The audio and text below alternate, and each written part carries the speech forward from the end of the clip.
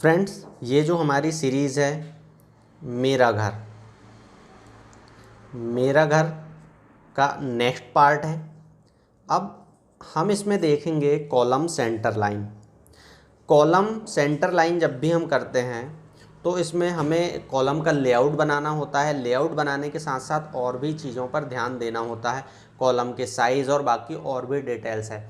इसके बाद हम साइड पर देखेंगे कि किस तरह से कॉलम का लेआउट करेंगे, लेकिन कॉलम का पहले ड्राइंग समझना बहुत ज़्यादा ज़रूरी है।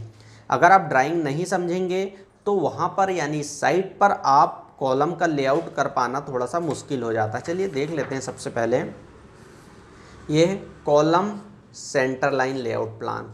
अब इसमें क्या होता है, ये हमारे पास सिर्फ और सिर्फ कॉलम है।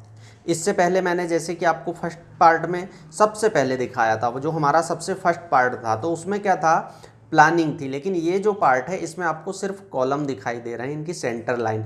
इस हिसाब से हमें कॉलम डालना है। देख लीजिए, सबसे पहले तो आप यहाँ पर जो कॉलम है C1 दिए हैं हम, यहाँ पर C1 है, C3, C2।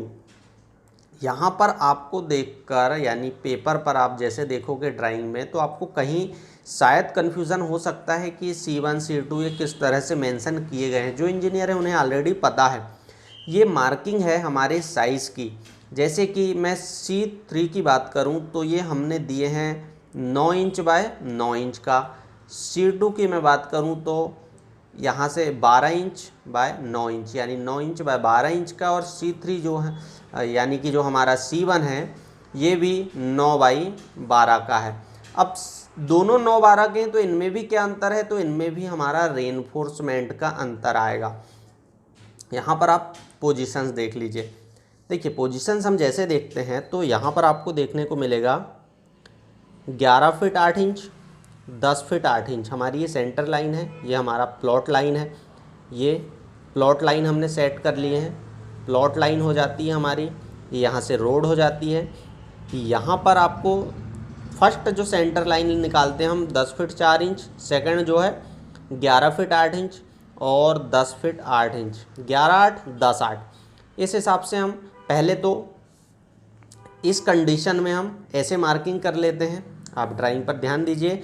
इसके बाद हमें अब इस डायरेक्शन में आगे बढ़ना है। जब हम इस डायरेक्शन में आगे बढ़ते हैं तब हमें इस तरीके से, जैसे कि आप यहाँ देखोगे कॉलम जो है ये 9 बाई 9 के हैं, ये 9 बाई 9 के और ये 9-12 का है। तो दोनों का सेंटर रहेगा ये अलग रहेगा। 12 का सेंटर 6 आएगा और 9 का सेंटर 4.5 इंच आएगा। तो दोनों की लाइनें अलग होगी। इस हिसाब से हम मार्किंग करते हैं 4 इंच 2 इंच, ये अलग अलग हो जाता है। फिर यहाँ से लेते हैं 6 feet 10 inch, 7 feet 4 inch, 9 feet, यहाँ से लेकर यहाँ तक 7 फीट 10 इंच, 4 फीट 9 इंच और यहाँ से 12 फीट 7 इंच, 4 फीट 5 इंच और लास्ट में 6 इंच। इस हिसाब से हम यहाँ पर लेते हैं तो टोटल हमारा हो जाता है 25 फीट। यहाँ से लेकर यहाँ तक 40 फीट 6 इंच प्लस 6 इंच की ये मार्जिन आपको लास्ट में यहाँ पर जो देखने को मिल रही है। इस हिसाब से हमारा हो जाता है 41 फीट। अब यहाँ हमने तो ड्राइंग में कर लिए, अब हमें जाकर ऑन साइट पर भी ये लेआउट करवाना है, जो कि ये पॉसिबल होना चाहिए। ये चीज़ का विशेष ध्यान रखें। इस तरीके से हम करते तो हमें हर एक चीज़ के सेंटर मिल जाते हैं। अब सेंटर जब मिल जाते तो हम अगले पार्ट में देखेंगे साइट पर जाकर हम किस तरीके से इसकी मार्किंग करवाएंगे, लेआउट करवाएंगे और कैसे सेंटर लाइन करेंगे। वो डिटेल्स भी हम नेक्स्ट पार्ट में देख लेंगे।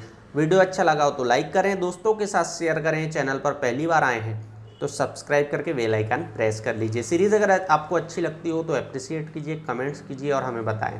Thank you.